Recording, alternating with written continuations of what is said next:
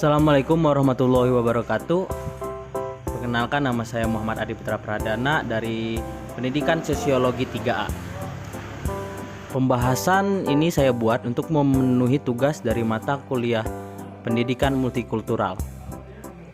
Teori yang saya pilih pada pembahasan kali ini adalah teori dari Bihu Pare. Sebelum kita masuk ke dalam pokok bahasan utamanya, saya akan menjelaskan tentang pengertian dari multikultural. Pengertian multikulturalisme datang dari negara luar, yaitu dari Kanada pada tahun 1950. Kenapa ada multikulturalisme atau pemikiran multikulturalisme? Disebabkan oleh dua faktor, yaitu yang pertama kebutuhan akan pengakuan atau pluralisme atau legitimasi keberagaman budaya atau budaya. Dua faktor tersebutlah yang membuat adanya ideologi multikulturalisme, dan ideologi tersebut biasanya terjadi pada negara-negara yang memiliki penduduk beraneka ragam budaya dan beraneka ragam suku bangsa, sehingga mereka berpikir untuk bersatu, untuk saling menghargai keberagaman mereka tersebut. Selanjutnya saya akan masuk ke pembahasan kedua, pendidikan multikultural. Secara terminologi, pendidikan multikultural adalah suatu proses pengembangan seluruh potensi manusia yang menghargai pluralitas dan heterogenitasnya sebagai konsekuensi keberagaman budaya. Pendidikan multikulturalisme sangatlah penting untuk masyarakat yang tinggal di negara yang memiliki keberagaman suku bangsa dan agama yang berbeda-beda, agar mereka bisa saling memahami dan saling mengerti satu sama lain. Setelah saya menjelaskan tentang pengetahuan dasar dari pendidikan multikulturalisme dan multikultural, saya akan masuk ke pokok utama. Apa sih pendapat beliau tentang multikulturalisme dari teori beliau tersebut? Menurut beliau, jadi teori multikultural itu terbagi jadi dua: kesetaraan dalam perbedaan atau kesetaraan dalam keberagaman. Pandangan yang menghargai dan mengakui akan adanya perbedaan dan keberagaman dalam masyarakat. Apa sih yang dimaksud dengan kesetaraan oleh beliau? Kesetaraan ini mereka ingin apabila di suatu tempat ada sebuah perbedaan, entah itu budaya, entah itu suku bangsa, entah itu agama, mereka ingin dianggap setara atau mendapatkan perlakuan yang sama, hak yang sama, dan segala hal yang didapatkan oleh kaum mayoritas, sehingga kaum minoritas tidak menjadi korban dari ideologi rasisme dan penindasan lainnya karena mereka menjadi kaum yang sedikit atau kaum yang minoritas tersebut.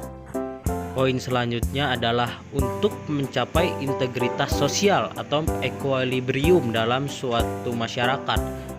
Nah, apabila masyarakat mengerti akan multikulturalisme, mereka akan saling menghargai, akan saling menghormati, dan akan saling menjalin kebersamaan di antara mereka, sehingga terciptalah integritas sosial, tidak ada konflik dalam masyarakat tersebut.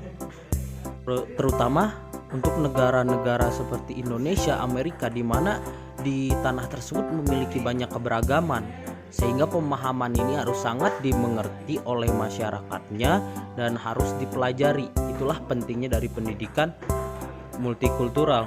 Poin selanjutnya ialah kesetaraan hak asasi manusia, karena biasanya di suatu daerah mereka yang memiliki keberagaman banyak terjadinya rasisme, sehingga mereka menganggap kaum mereka lebih baik daripada kaum yang lainnya. Biasanya terjadi kepada kaum mayoritas kepada kaum minoritas.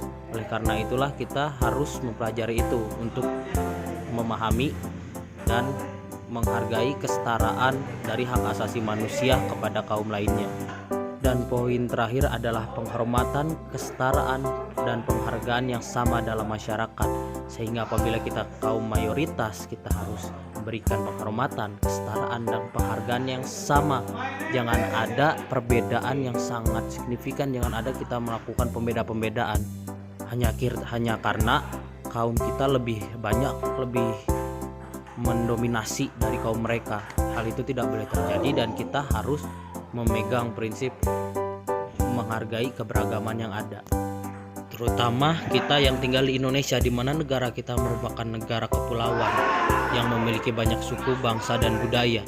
apabila kita melakukan sikap tersebut, tidak memahami multikultural dengan baik, tidak menjalani pendidikan multikultural, maka akan terjadi konflik, berbagai konflik antara suku, budaya ataupun agama yang akhirnya mengakibatkan perpecahan yang bisa membuat negara kita terpencar.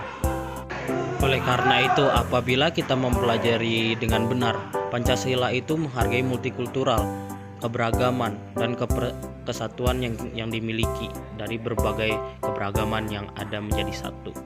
Sekian dari saya. Wassalamualaikum warahmatullahi wabarakatuh.